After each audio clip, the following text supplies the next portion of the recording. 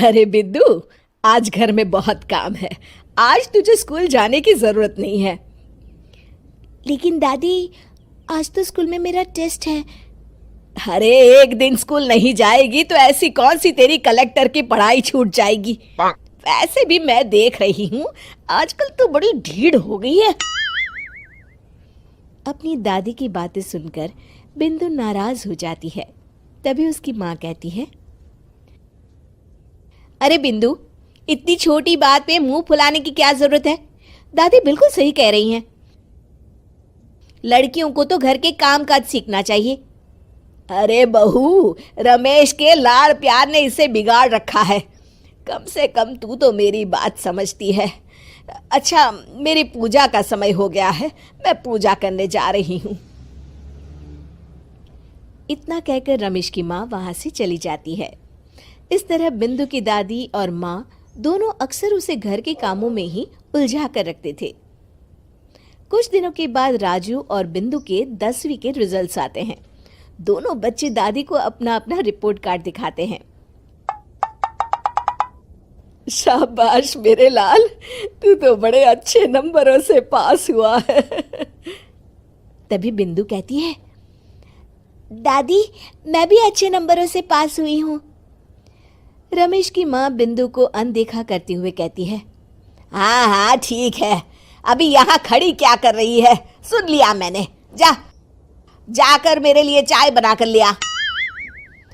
बिंदु उदास होकर चाय बनाने किचन में चली जाती है। तभी राजू कहता है,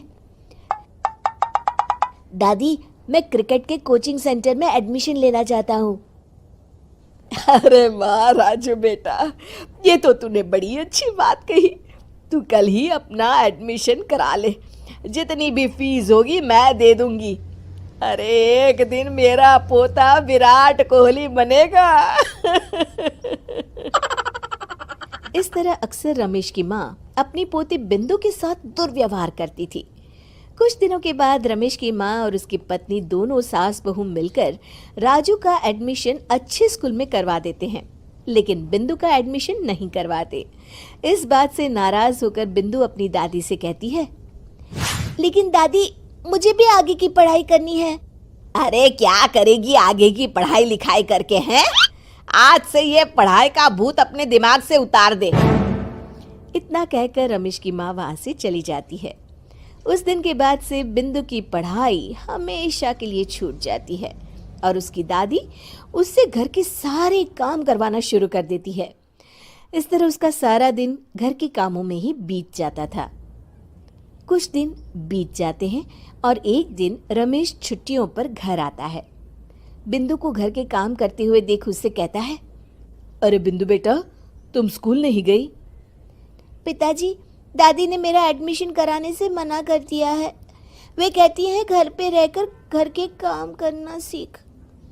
अपनी माँ का ये बर्ताव देख रमेश को बहुत गुस्सा आता है और वो अपनी माँ से कहता है, माँ ये तुमने क्या किया?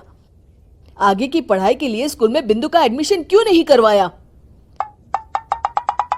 अरे बेटा, लड़की जात है, ज्यादा पढ़ लिख कर क्या करेगी? वैसे भी शादी के बाद तो इसे घर के ही काम करने हैं ना। तुम किस जमाने में जी रही हो माँ? अगर कल्पना चावला के घर वाले भी तुम्हारी सोच के होते तो क्या वो पूरी दुनिया में हिंदुस्तान का नाम रोशन कर पाती? इसका स्कूल छुड़वाकर तुम इसका भविष्य बर्बाद कर रही हो, लेकिन मेरे रहते ऐसा नहीं होगा। बिंदु बेटा, कल ही तुम्हारा एक अच्छे स्कूल में एडमिशन करा दूंगा। तुम जितना चाहे उतना पढ़ो। मेरे होते हुए तुम्हें किसी बात की चिंता करने की जरूरत नहीं है।